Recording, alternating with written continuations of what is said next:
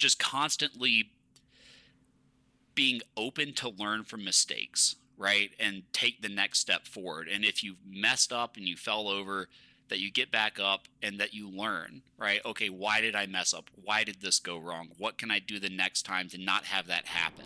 So you have a passion for fitness and the desire to start your own business, but launching a massively successful fitness business is extremely complex. The systems, operations, hiring, firing, coaching, sales, and marketing are critical to success. Where do you even start? This show will give you the answers. Here is Bedros Keuilian and Bryce Henson, your hosts of the Fitness Franchise Podcast, a show dedicated to helping fitness entrepreneurs launch and grow successful gyms. Today's episode is another amazing one, as our guest is a nutrition and peak performance expert. Now, he is also the co-founder and CEO of Avatar Nutrition, a macros-focused nutrition coaching app that has served over 150,000 clients, helping them lose in excess over a combined, wait for it, 2.3 million pounds. Now, through overcoming his own struggle with weight as a teenager, Mark discovered the life-changing impact of fitness. This then led to a lifelong quest of discovery and growth within the industry, constantly presenting evidence-based strategies for transforming bodies and lives through accessible platforms. Mark Springer, welcome to the show, my friend. Hey, Bryce, how you doing? Oh, man, I am doing fabulous. Super stoked to talk with you today. Yeah, so this is going to be a lot of fun. I remember going through the show notes and looking at everything to prepare for it. I know we're going to be delivering a lot of value to all the listeners from both a technical and entertainment standpoint. So this is going to be a good time. That is the plan. Well, lots to get into, and obviously like nutrition, Avatar Nutrition, your brainchild and your baby. So that's going to obviously be the meat and potatoes of our conversation. But before we get there, talk us through the backstory. How did you get to where you are today? Yeah, so I mean, like most of us in life, it all started out during childhood. And like many Americans today and many kids all over the world, I was overweight. And that was not a good look. I wasn't happy with it. I remember, growing up in Louisiana during the summertime, I would always be wearing a hoodie. Just anything to try to hide myself under, because I thought, hey, the girls that I think are cute aren't going to notice how chubby I am if I'm wearing all these clothes. It didn't quite work out so well. But anyway, it was always a struggle, and I never really understood why I was overweight, right? Because most kids, and even a lot of adults, they don't understand energy balance, which is just calories in, calories out, moving around, and all the different signals that you can give your body how to adapt, which is all exercise really is. Mm-hmm. But all that being said, I knew something had to change, and I would hide in the pantry eating baking chocolate because my parents were trying to keep like different types of junk food out of the house. But hey, if I could find it, I would eat it. But one day I was in the pantry eating a moon pie, which is like a little marshmallow covered in wafers, all dipped in chocolate item that they have in Louisiana. It's pretty popular. Oh yeah. But I was sitting there looking at this moon pie and just thinking to myself, I don't want to be like this. I don't want to keep living this way. And so in one of those melodramatic real life moments, I take the moon pie, I run out to the backyard, and I just slung it like a discus over the fence. And, you would have thought a crack of lightning went across the sky. Just, no! But that was the moment. And I just started running, just like Forrest Gump. Just started running every day. I couldn't go very far at first, just to the end of the driveway, but eventually it was to the neighbor's driveway, then to the mailboxes, and then I was running 1 mile, 2 mile, 3 miles, and over time, that weight started to come off. I was eating less. I didn't know why I was eating less, but I just was. And so as you're starting to move around more and eat less, weight came off. So I went from Husky, which was the brand of pants that I had to wear, Husky, about 200 down to, by the end of high school, 128. I was skinny. Holy But smokes. I became a really good distance runner. Walked onto the cross-country team, ran distance events in track, and that really showed me the process that anybody can tap into, where when you consistently apply yourself over an extended time frame and really put in effort every day, you see results and you see things change. And that just brought confidence out of me. It brought my sense of humor out. It brought my personality out. And it really allowed me to thrive and flourish in my own life. Instead of being trapped in my body, I was finally enabled by it. Mm-hmm. And at that point, I knew I had to share that new mindset and new way of living with as many people as I could. It's like, all right, Mark, here's why you exist. Here's why you're on planet Earth. Yeah. Now, did that kind of aha come to you like at the tail end of high school, or was that a few years removed after you went through your, high school journey? So that really came in at the tail end of high school, and going into college, because I wasn't really sure what I wanted to do with my life when I enrolled, as so many people are. But as I was going, I paid my way through school, through my scholarships and then through student work as a personal trainer at our school gym. Okay. And my first client that I ever had, he weighed about 420 pounds when I got him. So, first ever client, he comes and tells me, he's like, my doctor said if I don't lose weight, I'm going to die. I'm like, okay. Oh, wow. All right, here we go. Right into the deep end. But we worked together for about 2 years, and he ended up dropping from 420 down to about 240. Ooh. Totally turned his life around. Oh, and yeah. what I saw was the same thing that I experienced myself. Because as that weight started to come off, when he first started with me, all he could do was just walk. We just walk around the indoor track at the school gym. But he went from being able to walk to being able to do Bosu ball exercises or Swiss ball wall squats, all these basic things. And it was like a little plant. You plant a little bean seed in a pot and it grows. You have your first shoot, and then it sprouts out, and there's all these different things in fitness, like growing a bean plant, where you just see branches come out of it. And so over time, he gained more capabilities, he gained more health, and his personality came out. And I remember on one of our last days working together, because his work took him elsewhere, he pulled me aside and thanked me for saving his life. Wow. And I guess that was really the moment when I knew. I was like, okay, all this other stuff that I'm studying right now, like, it's ancillary. What the focus of what I need to do is take everything I'm learning in school and figure out how to apply it to some kind of system that people everywhere can access. And that's really what kicked off the lifelong quest that you mentioned in the intro. It was working with Mr. David. Oh, good for you, man. That's powerful. And obviously being in the fitness industry, like, we both know the impact of when you change someone's life is just so gratifying. So I can certainly respect that and acknowledge you for that. Now, during this time, like, you're going to school, you connect with David. He loses half his body weight, which is incredible. And really a shout out to you both. What were you studying at the time? Were you going to school for nutrition? I was curious on kind of the education background that you have. Yeah. So my background started out in business, and ironically enough, I couldn't cut it. Right? I couldn't pass accounting to save my life. So I flunked out of business school and switched over to liberal arts, and I was basically studying history. So my degree is liberal arts with a concentration in humanities and social thought. Okay. And so really what I was studying was just all what was happening in human civilization, specifically around the Aegean Sea. So it's kind of like a weird niche thing to look at, but you can extrapolate a lot about what people do throughout all time periods, even into the present. And then you can look at the way that different civilizations rise and fall, and there's commonalities that play right into business. And so in a roundabout way, I came back to it, but with a little bit of a esoteric skill set. Interesting. Okay. So you get through, you flunked out of business school, which is incredibly ironic now that you're CEO of a very, very successful company.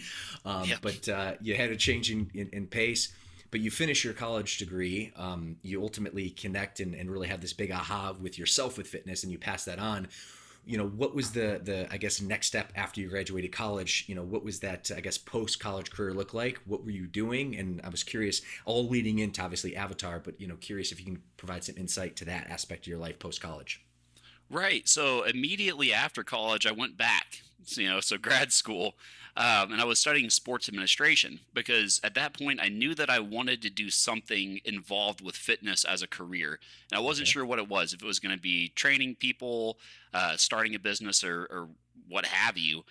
But the deeper that I got into sports administration, which is really what points you towards working for like a professional sports franchise and ticketing, marketing, sales, stuff like that, the more I realized, and even with college athletics too, that it's not so much about the athlete, and it's not so much about the love of the game at a professional or collegiate level. It's more about truly the cold hard numbers in the business of what you're doing. And that wasn't really what I wanted to have my life be about, because I'm about helping people.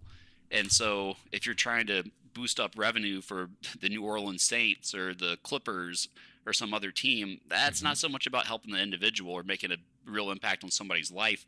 So after grad school, I got back into the private fitness industry, and I had my own small business as a personal trainer. I was also teaching outdoor fitness camps. So Okay. I was kind of working with people at a group setting and an individual setting. And I kept seeing the same common thread that was a problem that my clients had all the time from when I was in college, after college, and into those early years, which was the nutrition piece. Because obviously, when it comes to nutrition, there's so many different philosophies on it.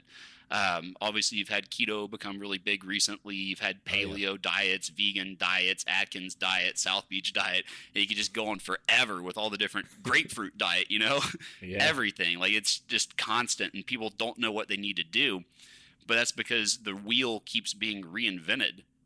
But it's been reinvented so many times that people forgot what a spoke is, or what an axle is, or what a tire is. Yeah. But just go back to basics. And so also during my educational career, I was taking elective courses in nutrition to try to, again, do that pursuit of knowledge and really find out, like, what are the common threads here. And that's what led me to flexible dieting and tracking macros. Was actually an agriculture professor that I had who talked about changing the macronutrient composition of feed for beef stock to change the body fat composition of the beef. And I was asking, well, could you do that with people? And he's a country guy, big mustache, looked like Wyatt Earp. He's like, oh, I don't see why the hell you couldn't. But yeah, awesome. That was like the very, very first foray into that area. Got it. That little aha, if you will. So you had, I guess, a couple. One, as a young man going through high school, realizing that, fitness could actually transform your life. And then that secondary moment where you were able to give that gift of fitness back to David. And then, tertiary, experience when you're going back to grad school, and then you kind of, really understood, the power of nutrition. So after you went back to grad school, now kind of leading our audience down the path, because, our audience is interested in opening potentially a fitness, location or a gym business, and nutrition is such a vital aspect of body composition. As we both know, I mean, working out is probably single-handedly the best thing you can do for your whole body, mind, and soul. But really, from a nutrition perspective, if you're looking for a body composition change, nutrition is really what the old adage saying, what you put in your mouth in public, you wear in private, right? So if you want to kind of change your body composition, nutrition's it. So now walk us down the path of, like, you had these aha moments, you're learning about the industry, you realize, okay, there is something there in terms of nutrition, you want to help people. What's that next step? How did really Avatar come to be? Right. So the first part was reading a book. And it was, ironically enough, it was a book that was sitting on top of a trash can because somebody else threw it away. But that book was Napoleon Hill's Think and Grow Rich. It's a classic. It's just the philosophy and mindset behind business. But anyway, I read through that book. I wrote down, like, all my ideas, like the vision and how things would go, started writing out my business plan. And this is all like, kindergarten levels of skill at the beginning compared to where you get years down the road after having been in the trenches. Sure. But yeah, I mean, it was just an application of a lot of the lessons in that very old book. And then I sold everything I had, which didn't amount to much, about $5,000. Okay. I had an original business partner starting out with this, and then packed up my life and moved to Florida to start things out. And, that story goes a little bit deeper because there's a lot of drama in it. Sure.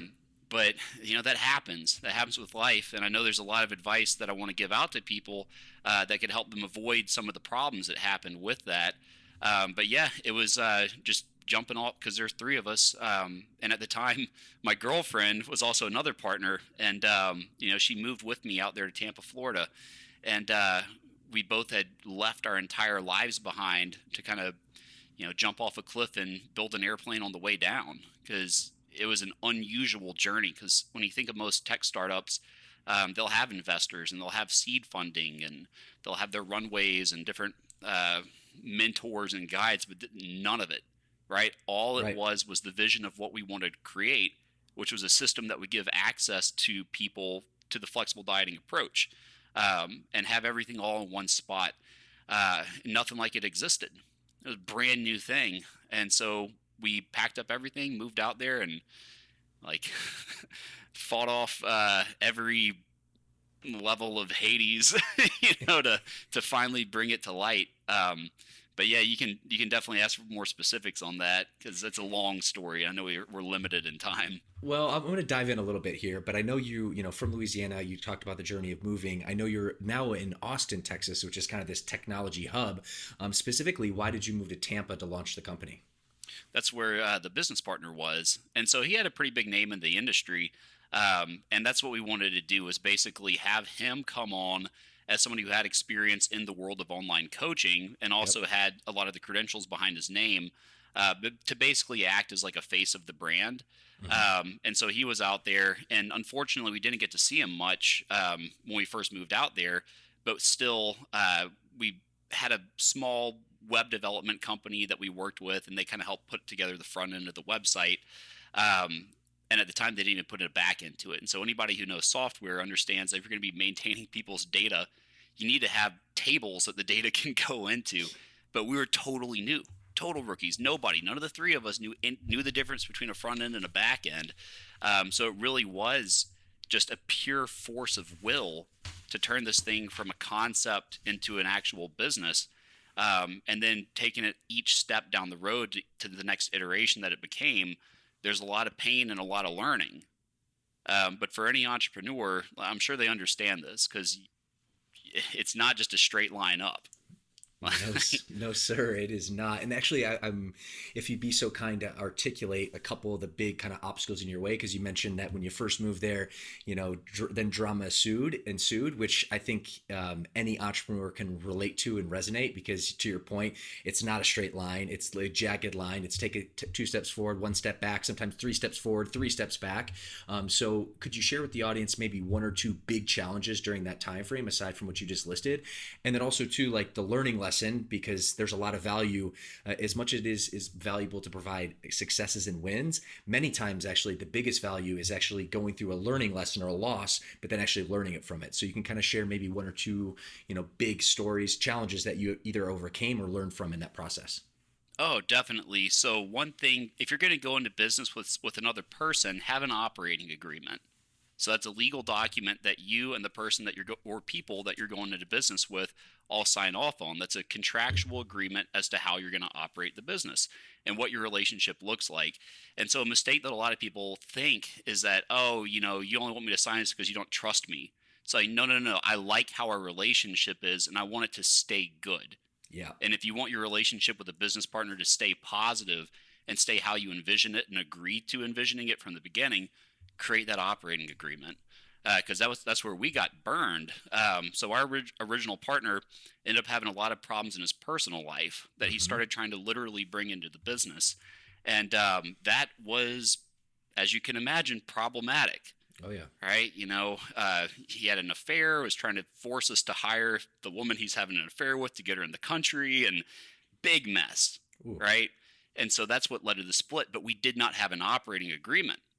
And so in not having that operating agreement, we couldn't really do anything, because typically when somebody's acting so out of line with the interest of the company, in an operating agreement, you could say, well, X, Y, Z, here you go. But instead, we had to buy out all of the shares for a small fortune.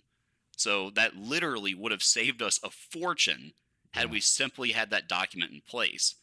But again, the lessons that hurt the most are the ones that you learn the best. Oh yeah. And that's just so true. And human nature, I'd like to think, and maybe it's a wishful thinking, but we all start off with the best intentions, right? Right. But without that kind of clear, like laid out agreement, because I'm with you, I've had business partners, actually a close family member of mine, and due to personal relationships, just, things, sometimes go south. So, having the wherewithal and that knowledge is super important, even though, you might be super close with someone or friends or family, intentions, the intentions are strong to start, but when things get messy, which they do in entrepreneurship, having that agreement is so foundational. So that all said, like maybe another, kind of a drama-filled experience, or maybe a learning lesson aside from, the operating agreement. Right. So know your numbers. You need to know your technical numbers when it comes to running a business. So a lot of people at their first time, you need to learn what an income statement is. You need to understand how to read a balance sheet. These will tell you the vital signs of your business. And you can get these from your accountant. So I would recommend, if you don't understand accounting, don't do your own accounting. Hire a CPA and have them run all the numbers of your business and keep your books. And then you can look up Wikipedia articles, you can YouTube this. There's great information out there for free on how to really interpret what's on your income statements and balance sheets. And that'll help you make better choices when it comes to how you're allocating money. Because once you start making money as a business and you have a lot of profit, you're left with a choice. You can either reinvest it or you can take it as earnings and it becomes income. And again, it's going to be taxed, so make sure that you keep enough on the side to pay your taxes because you don't want to get in trouble. But again, just really understanding the financial metrics of your business will prevent you from making a lot of easily avoidable mistakes. And that's so foundational, and you would think is common sense, but sometimes common sense is not so common. So hugely valuable advice for any of our audience who maybe are entrepreneurs or looking to become an entrepreneur, start their own business. Like super valuable. So that said, Mark, now you've kind of you've shifted the company, the startup, if you will, to Florida. You're in some rocky times, if you will. Walk us through the journey. How did you end up getting to Texas? And I want to dive into the actual nutrition portion and the technology soon. But from a business perspective, what was the next step in terms of the path on your journey? Right. So the whole rationale for being in Florida in the first place was to be closer to that business partner. But once this person's no longer a partner, there's no point to be in Florida. Yeah. So being from Louisiana, Texas is a lot more like home. And being an online business, we have the luxury of planning our routes wherever we choose. Yep. As long as we have Wi-Fi, we can operate and communicate. So we made the decision to move over to Texas because it's one of 5 states that don't have state level income tax. So if you're a business owner, not having to pay twice in taxes is very helpful. But Austin specifically, there's a lot of technology here. There's a lot of people who are interested in health and fitness here. And that's what we are, is we're the merging of technology with health and fitness. So when it comes to having the right people to hire from, the right mindset, combined with the right skill set, Austin was really the place to do it. Yeah. And about what year was this? So we moved to Austin in 2018. So we've been here actually just over 3 years now, because that was April 2018. Yeah, good on you. I mean, obviously Texas, Florida is actually a state that has no income tax as well. And shoot, Elon Musk just moved to your neck of the woods, or at least somewhere in Texas, just for the same reason. So he's taking a play out of your book. Yeah, he's all over the place. Yeah. Well, good. Okay, so from a business perspective, you kind of relocate. Now, I'm dying to know, and I know our audience is, just a little bit more about, like, as the nutrition path, like flex dieting. You had the aha moment, but it's one thing to like understand high level about flex dieting, the power of it, but it's another thing to actually create a technology platform specifically around counting macros, et cetera. So walk us through that journey, specifically the experience, from a nutrition perspective as well as from a technology perspective. Right. So I'll take you experience, I'll take you technology, but one of the most important things to remember is the customer perspective. So I'm user ID number 1. And one of the original thesis behind what we did with Avatar was, if nobody finds this interesting or useful, at least I'll have something I can use myself that I have on my computer. Right. So I knew I was going to use it myself anyway.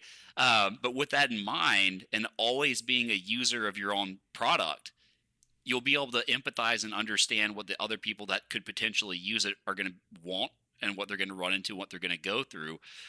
So we use a process that's called continuous development, continuous integration. So essentially what that means is you're constantly listening to feedback from the people that are using your product and implementing it. Mm-hmm. And then you get more feedback, and then you implement it, and you just constantly run that cycle over and over and over again. But that's really how the product is built and refined over the years. But just the core of what we do, just to like really rewind and go back almost to the beginning of this conversation, is we go back to first principles, right? We're talking about all these different diets and the fitness industry trying to reinvent the wheel over and over. But you can give me any diet that anyone's on, paleo, vegan, keto, you name it, right? And if you tell me what you ate that day, I can tell you 3 numbers that are very important. Mm-hmm. It's a total amount of protein, fat, and carbs that person ate.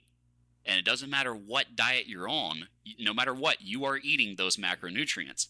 And every person that lives inside of a human body that operates by the rules of human biology, has specific needs for protein, fat, and carbs. And you have the luxury of picking whatever kind of food preferences that you want, right? You know, you might like rice better than you like pasta. You might like pasta better than you like bread, but all those are carb sources. You might be somebody who likes tuna. You might be somebody who likes chicken. You might be somebody who likes bison. Those are all protein sources. And once you start to log foods, you'll understand that all these different things that you're eating are contributing to an amount of protein, fat, and carbs every day that you're consuming. So what Avatar does is it gives you a target range, not even a specific target number, but just a range for your protein, your fat, and your carbs. And based on where you are in that range, if you're over, if you're under, on a week-to-week basis, it's calculating all this and it's analyzing what you're eating. And so if you're in those ranges, the software is starting to learn how your body's responding to those different outputs. And then every week it will adjust. So let's say that your goal is that you wanted to lose weight, right? We have an expectation for how much weight loss you're going to lose based on what you're eating and the macros that you're tracking. So if you're not losing at the right weight, we'll know that we need to adjust your carbs and fats down a bit, so on and so forth. But yeah, so what we did is take that kind of logic and build it into a platform where the tracking side of things is made as convenient as possible, because we understand that that's one of the biggest hurdles people run into is like, oh, this is going to require so much effort, you know, if I have to track and log everything. Right. So it's like, all right, what do we do? Why not just have it where you can copy and paste foods over from one day to the next? Why not swipe an item to duplicate it? Because you might be having the same protein shake 2 or 3 times in a day, right? And so anything that you can think of, we added it in there. It's not so much anything you can think of or I can think of. It's what people who are using the system thought of and asked for. So we put it in there. And then more people use it, and they see results. They tell their friends and family about it. Then they get on it and use it. And we get more and more information, more and more feedback. So one, the algorithm is constantly being refined because it's getting to analyze what people are doing inside of the system. But also the experience itself is being constantly refined because you have more people going through it. So that's probably a long-winded answer, but a good one at that. Now, diving in, you know, a little bit more to the learning curve, because in our locations, you know, I'm a gym owner in Southern California. Macronutrient, you know, counting has been just game changing for the clients that have been able to execute it. But one of the big feedbacks to your point is just the labor intensiveness of basically executing that, you know, that tracking. So what would you say on the Avatar app is like the learning curve? Because just like anything in life, there is a learning curve when a new client kind of, you know, gets logged on, et cetera. Walk us through what that looks like for the average client, because I'm curious how quickly they can get it and obviously change their life from a nutrition perspective. Right. So if someone's committed to understand it, I'd say it's probably going to take about 2 weeks. But the first thing that they're going to have to understand is that you're tracking what you're eating. And if that's an alien concept to somebody because they've never done that before, it will seem at surface level like it's overwhelming. But what most people don't realize is they're creatures of habit. And they're eating probably the same 15 or 20 items over and over and over again. Right. So let's say that you're going to have you know, a cup of milk, right? So it's like, oh, you know, I need to pour a cup of milk into this measuring cup and then pour it in the glass. If you're using the same glass and you're having a cup of milk, eventually you're going to know what a cup of milk looks like in that glass, just like you would a half cup of oats, 3 ounces of chicken breast. If you've measured things enough time, you start to learn how to estimate portions.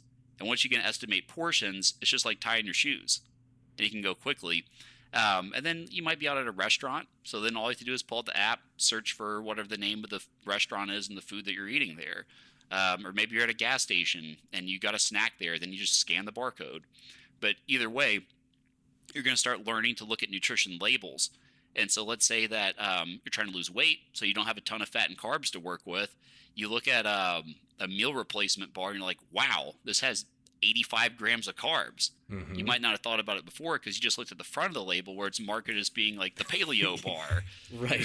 But it's like, wow, that like took out half my carb budget for the day. Right. Maybe that's not what I want to spend it on.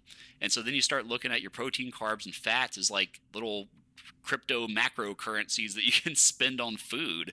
And as long as your budget's right and you're spending it on stuff that you enjoy, you'll be losing weight in a way that doesn't feel like a restrictive diet.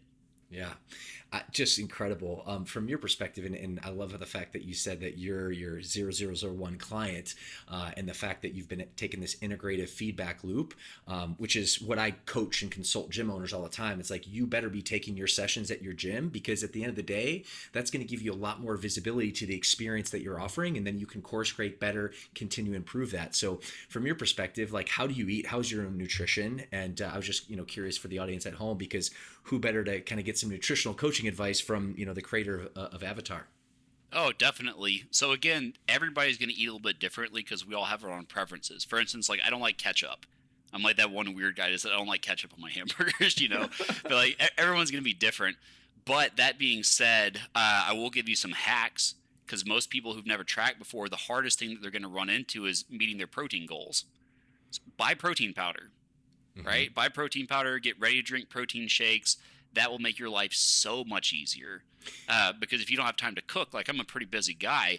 So Yep. if I can just knock down 2 or 3 scoops of whey with 2 cups of skim milk, that's about 80 to 90 grams of protein without even having to think about it. And so then as you go throughout the rest of your day, you can find foods that have trace amount of protein in it. Like, let's say you're going to have a hamburger. I mean, a hamburger is mostly going to be carbs and fats, but there's still some protein. Right.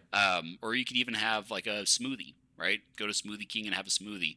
That's, you get the one that's supposed to have protein. It's still going to have 120 grams of carbs, but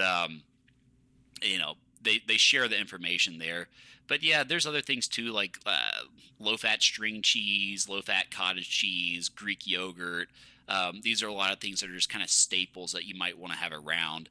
And if somebody's a vegan and they're not going to have any dairy products, then they'll want to focus on like pea protein, hemp protein powders and stuff like that, because vegans do require a higher total protein intake, Right. because plant-based proteins don't have as complete of an amino acid profile, so they have to have a higher total bulk volume. Interesting. So now, kind of geeking out on the nutrition, clearly this is your zone of genius. You're a very, very sharp guy. Talk to me about, like, your continued education, because just some of the content that you're, talking about from a nutrition perspective, the average person's probably thinking, whoa, even the average gym owner, truth be told. So how did you continue to acquire your nutrition, knowledge, and how do you continue? Right. So education doesn't stop when you graduate. That's a huge misconception that a lot of people have. And if you're not continually trying to expand your knowledge, you're doing it wrong. You need to always be learning, always be growing, always be improving. So books, like different books that have been read on the subject, textbooks, communication, because we've run studies with different universities. So just talking to professors, and I know that's a luxury that I have access to, is like being able to participate in university level research around nutrition and hang out with people who are some of the top experts in the world on this. But that being said, you could look at something like ISSN. That's a good resource. So the International Society of Sports Nutrition. Okay. Like, follow their pages and see what they have to say. You could look at some of the big cert agencies like NASM or ACE and look at the different continued education programs that they offer. But there's structured learning that you can do through CEU credits and things like that. But there's also unstructured, which is just, you go down the Google rabbit hole. Right. But also learn that you have to understand that not everything you read on the internet is true. So you're going to have to establish your own filter when it comes to processing information. Yeah, totally. Well, I kind of assumed that this is your zone of genius from a nutrition perspective. I'm sure it is, but not leading the witness in your own words, because also when I kind of talk about the technology piece, because my little mind here is just still wrapping myself around the fact that you're a nutrition expert, but also a technology expert, being this is your business. But what would you say your zone of genius is, like 30,000 foot view, how you've been able to really execute this company the way you have?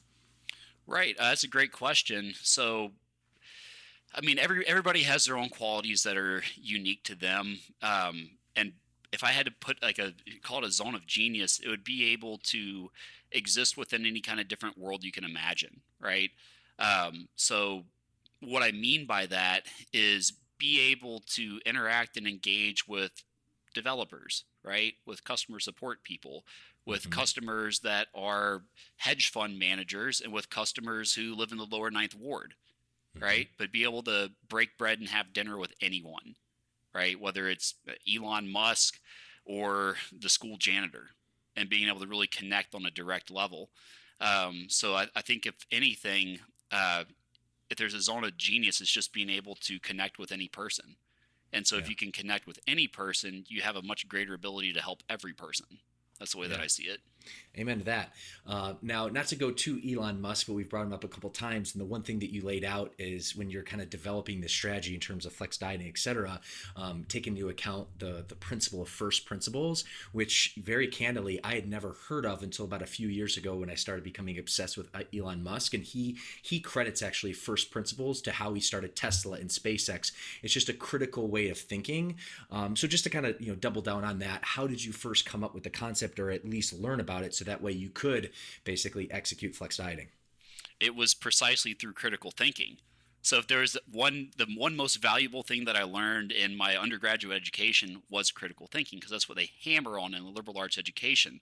So critical thinking, when applied to diet, you start to be able to, with a laser, cut through all the marketing, because that's most of what the fitness industry is an exercise and marketing, because they're not focusing on biochemistry, right? They don't look at, correlation is causation to most people in marketing, right? Because okay, you could look at the Biggest Loser, for example. They say, why did all these people lose this weight? Oh, well, because they were all on this TV show. So if you want to say correlation is causation, weight loss comes from having cameras on you, which we all know isn't the truth, right? Yeah. But that's how a lot of people interpret things. So it's let's say that we're going to have this detox tea to lose weight. And it's hey, I drank this tea and I lost 50 pounds. Well, you were also not eating anything, and you were also running 80 miles a week. You think that might have had something to do with it? But what they're going to say is, oh, detox tea, lost 80 pounds, and that happens. But so it's okay, returning to first principles when it comes to nutrition, when it comes to exercise, you start to learn a thing or two. Even weight training, right? You have to think, well, why do people lift weights? What are the first principles there? Is that a way to put an external stimulus on your body that elicits an adaptation that's in line with what your goals are? Real weird way of looking at things, but that's the first principles approach to it. Same thing with nutrition. Everything breaks down to those core components of food: protein, fat, and carbohydrate. And technically alcohol is the fourth macro, but we're not going to give people an alcohol target. Liability, right? Probably not a good thing. Yeah, probably not a good thing. Copy that. Well, taking this, a step further, and something we talked about offline, and actually how we first met is our company, Fit Body Bootcamp, and our VP is actually currently experimenting, and we're actually, trialing Avatar Nutrition, and potentially what that could be, for our gym owners and our, clients. So talk to the audience about that, especially if someone's interested in becoming a gym owner. How potentially could Avatar really help them really provide the results that their clients need and deserve? Definitely. So fitness is a two-piece puzzle. There's what you do when it comes to your exercise, and there's what you eat. Nutrition part is usually the piece of the puzzle that people in gyms are missing. They'll come to the gym, they'll work out hard, then they go home, they're clueless, right? They might be doing just whatever the flavor of the week diet is, but not doing something that's effective. So all that being said, we realized that we could offer something very valuable to gyms and to trainers by integrating Avatar into their services. So just to give you an example, right? Let's say a gym has a $21 a month membership. So we can now give that gym the ability to sell a membership plus nutrition. So they could sell it for $29 a month. And so the gym is going to provide access to Avatar through that gym membership to their client. And so, for example, let's say we charge the gym $5 for every person who does that. They're charging $8, so the gym nets $3. So now they've increased their revenue 14% for every member that's on that plan. And on top of that, they've 100% offloaded a huge piece of the puzzle. So now that client's going to know exactly what to do with their nutrition, and they're going to be taken care of by us just like we would any direct customer. So now that person, they have their gym membership, they have their nutrition in check, they're going to get crazy good results, and they're going to become a point of referral for that gym. More people come in, more people get the membership plus nutrition. So the gym wins, the member wins, Avatar wins. Yeah, and And just seeing like macronutrient, and just seeing the process, I've just seen transformation after transformation after transformation. So, it's no secret why you've been able to, with your system, drop 2.3 million, I think that was the metric, pounds, which is just insanity. And even better yet for the average gym owner that is overwhelmed, because typically, and at least in my experience coaching and consulting different gym owners, you maybe have 10, 20% who are interested and really excited about nutrition. The vast majority are not, don't. So just to clarify, so I have this correctly, if a gym owner were to link up with your software, number one, it's an increased revenue opportunity. But number two, and I think if I'm hearing this correctly, the most important aspect is your team will actually coach and service that client through the app, guiding that client to better results. Is that correct? Exactly. So it's 100% offloading the headache of trying to manage people's nutrition en masse. Because I remember as a trainer, even when I was in school, like, hey, you need to like do nutrition stuff for your clients. I didn't know what I was doing at the time. Like I had a vague idea, but Right. you'd be looking through piles of paper of like partially filled out food logs, and somebody had MyFitnessPal, somebody had a different app, and like it was just a nightmare. It was an absolute nightmare. Like, oh well, we'll add to your hourly rate $2. I'm like, oh gee, thanks. Pay me $2 extra to do 20 extra hours of work. All right. But yeah, so you're really saving people a lot of time and hassle by having us 100% offload it. And the other thing too, it's like through this portal system that we've built, if let's say a trainer's using it and they want to sell an extra service like motivation, accountability, and monitoring, they can do that because they can go into their clients' profiles and see their usage of the avatar system. So if a person's on there and they're not logging a food for the day, trainer can look at it, they can look at their client and they can call and be like, hey, Bryce, you're not eating anything today? You're just not logging anything. What are you doing, bro? Come on. so they could do that, and and a trainer could charge whatever they want, right? So depending on your market, your location, your price point, you can set your own margins on something like that and just have Avatar do all the heavy lifting. You just do motivation and accountability. Brilliant. Now, more of a business question, but I'm a very curious guy. I know our audience is as well. Your technology obviously is a huge asset in the ability to produce awesome results to your clients, but I'm sure there's a lot of coaching involved. How do you support that coaching element? Because it's not just the technology, there has to be some sort of coaching element. I'm just curious from, how you're able to execute that within your operations. Right. So I love this quote. If knowledge was all you needed, everyone in the world would be a billionaire with a six-pack. Right? So true. And so we understand that, and that's why we've always had we pride ourselves on our customer support and our coaching. So through the app during business hours, you can have live chat with our coaches. So you can just talk to somebody, be like, hey, I'm feeling overwhelmed. I feel kind of stuck, or hey, I have a bunch of protein left. What should I do? Whatever message you have a coach in your pocket, and you can pull out your phone or pull out your app and just talk to them in live chat.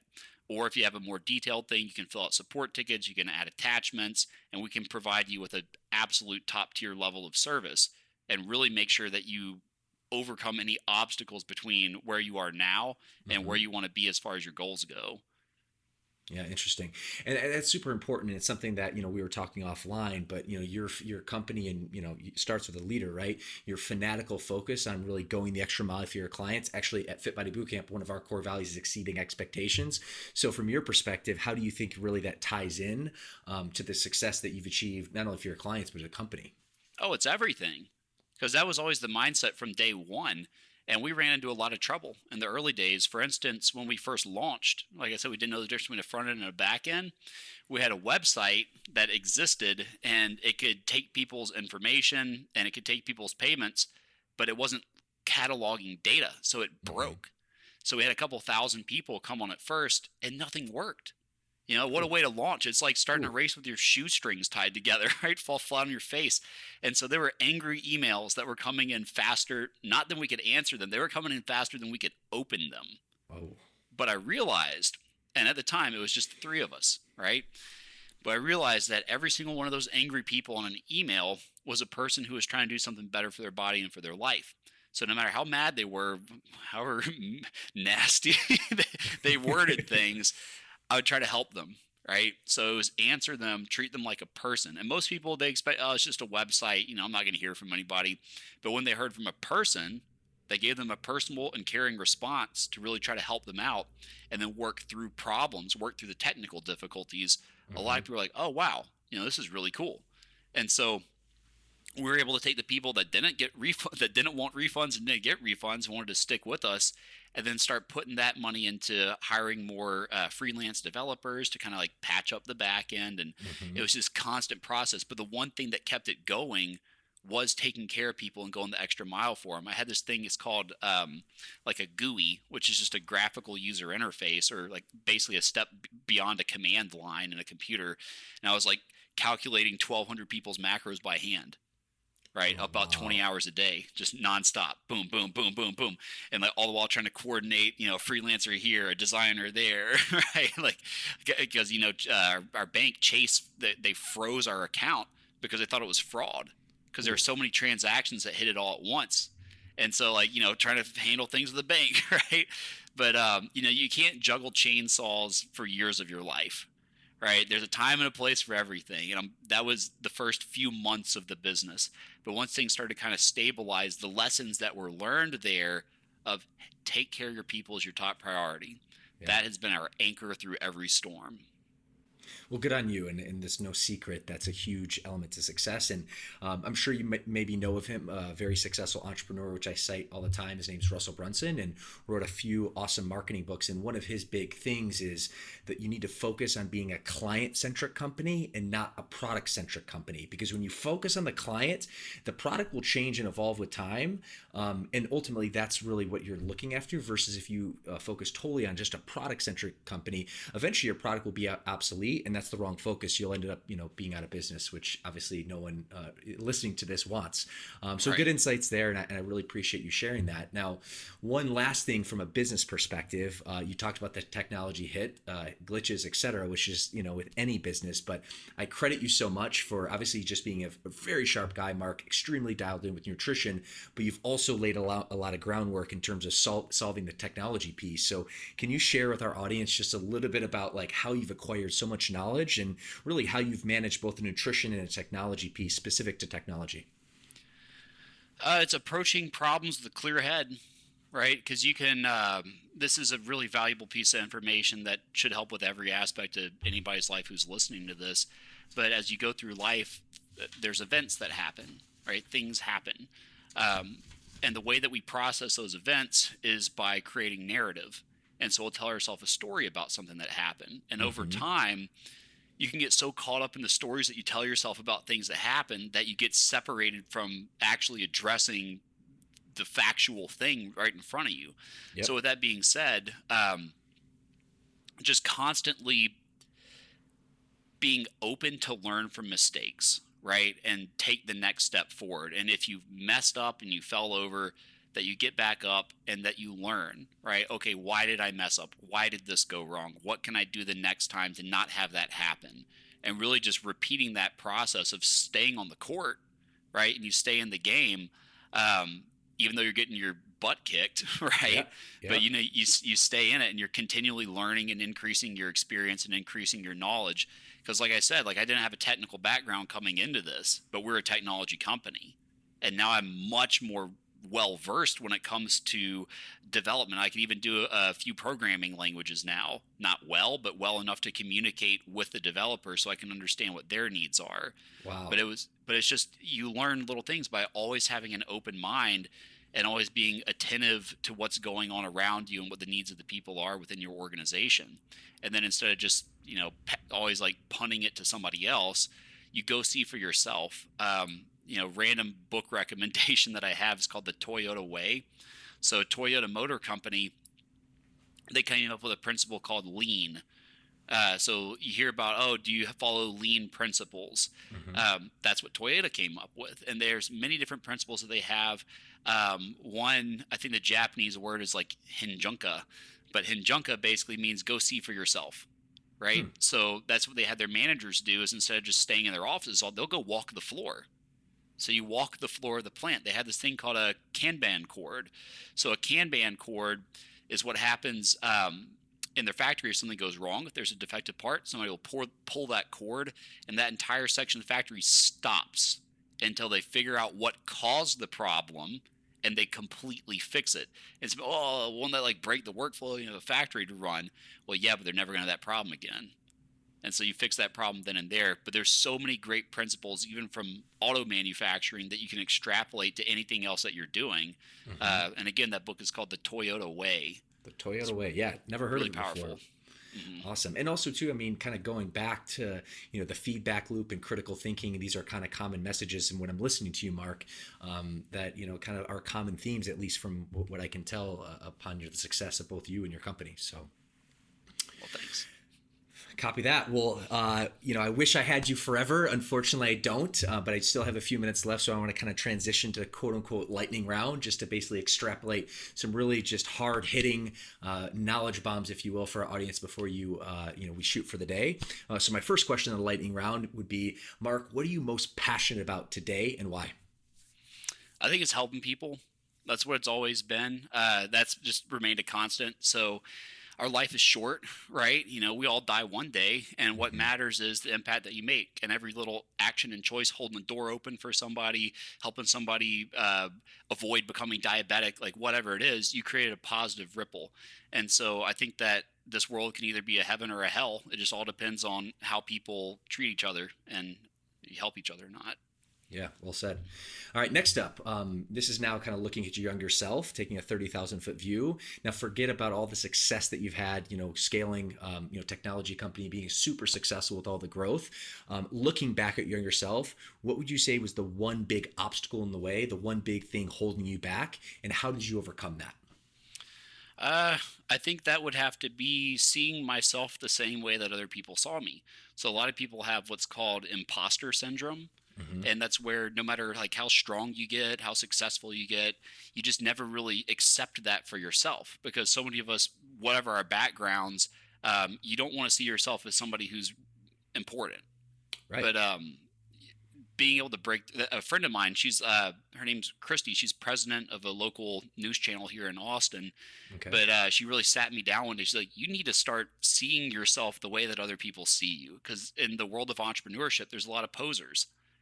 Right. And, they'll talk about all these different vanity metrics, and then just kind of make it seem like, they are the next Jeff Bezos. They are the next Elon Musk. And like, who am I? Well, it's like, I'm the guy who has a business that has customers, which is rare. It's rare in the Austin tech scene. But, she really drilled that into my head. And it's like, once you start seeing yourself that way, you'll be so much more empowered to go do the things you need to do to serve your customers, serve your business. Yeah, good on you. Next up, you certainly, at least one of the many hats that you wear is a nutrition coach, right? You're in the business of giving good advice. What would you say has been the best advice you've received, and why? Ooh, that's a hard one. If I had to pick one thing, I'm going to rewind just a little bit when I was talking about learning how to separate the difference between the things that happen in your life and the stories that you tell yourselves about what happened. I think that's super important. Like just a silly example. Let's say somebody cut you off in traffic, right? That's a thing that happened. Now that somebody cut you off, you could say, I'm having a bad day. People are horrible. I can't stand X, Y, Z, like anything, right? All these different negative ways you can interpret. Somebody pulled their car in front of you. And I had coffee in my mug, and I'm going to work out later, right? Whatever. It's a non thing, but you can really dwell on stuff like that and focus on it and just drive you nuts. But being able to tell the difference between that interpretation of a thing that happened and the narrative that you create around it, that's huge. Yeah. And it's a pretty deep thing. So, think about that one a while. You might not get it immediately. That's okay. This is a deep podcast, and I like to ask deep questions, so all good there. Next up, I'm dying to ask you this, Mark, because I feel, and this is something I ask my guests who've had achieved the success that you have, is about habits, right? And, really at the end of the day, getting into awesome shape, cleaning up your nutrition, following flex dieting, et cetera, is just about changing your habits. So what would you say from a habit perspective has been a habit that you've acquired that's been really a game changer in your life, either both personally or professionally? I guess practicing what you preach is not typically thought about as a habit, but making time to work out every day, whether it's making it to the gym or going for a run, but just doing something, some kind of intentional physical activity every single day. That's how I meditate, right? That's my happy place. That's where I go to focus and reset. And the same thing with tracking. I've been tracking macros now for almost 9 years. And it's just a habit. It's just like brushing my teeth or tying my shoes. I don't even think about it. Yep. But it's what's the difference between me being a little overweight kid who's completely lost and feels helpless in his own skin versus me feeling like I have total control over my body composition and I can change it anytime I want, which is a really empowering feeling. Yeah, and I think that's so important to your point about, like, you being a product of your product. You've been tracking your food for nearly a decade. And, at first it probably, like we were talking about earlier in the conversation about clients, needing at least a solid 2 weeks, if not even more, kind of ramp up time to kind of build that skill set, learn how to track food. And the common misconception, I just think human nature is things are challenging at first and we, for whatever reason, think it's always going to be that way. But to your point, now 9 years later, it's just part of who you are, what you do. And that's the same message for our audience, starting your business, like, it's complex. There's a lot of things, but when you stack wins, when you create habits, it'll all work out, assuming that you keep your head down and model success and keep firing away. So I think that's a great habit to share, and I want to appreciate you for that. Oh, thank you. Next up, and I guess this is the last two-part question I have for you as we're running out of time today. The first question I have is, where can an audience connect? And as you kind of lay that out, I'll tee up my media team to put the graphics there.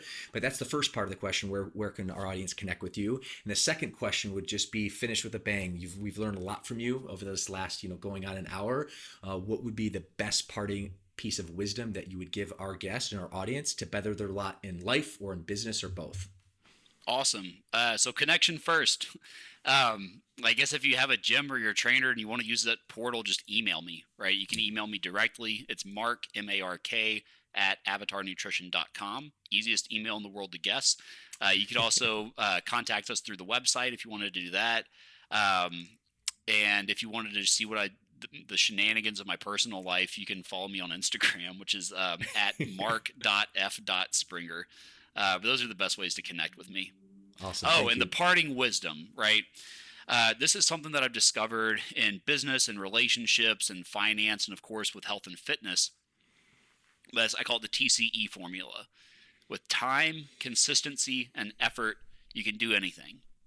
But if you're missing any of those, don't expect what you're aiming for to happen, right? You consistently show up and work hard, but if you're only doing it for a day or two, don't expect results. You could say you start working out for a year and you consistently show up, but you're just, putting a lackadaisical effort into it. Well, you're not going to see results. You have to have all three. It's time, consistency, and effort. Same thing with fitness, with your nutrition, with your relationships, all that stuff. You have to have all three pieces if you really expect to see something happen differently. Amen to that. Well, Mark Springer, my friend, this has been awesome. Thank you so much for being on the show. And, just want to take a moment to acknowledge you. I have a lot of respect for you, for what you've done, what you built, being a fellow entrepreneur. Holy smokes, I know the challenge is real. Not only for you to basically blend your passion towards nutrition and then figure out the technology piece, literally blown away. And I certainly acknowledge you for being in this fight against the real pandemic. And I would like to say both our minds, which is the obesity pandemic, which is really, really a cause for major concern. So I want to acknowledge you, want to appreciate you for that. And certainly our guests are a lot better off for you being on the show today. So thank you so much for being on the show. It's been absolutely fantastic. Hey, thank you so much for giving me the opportunity to be on. Anytime you can share the good stuff in your head, it's always a good day. Awesome. Amen to that. Well, thanks, Mark. Have an awesome day, bud. You too. Thank you, Bryce.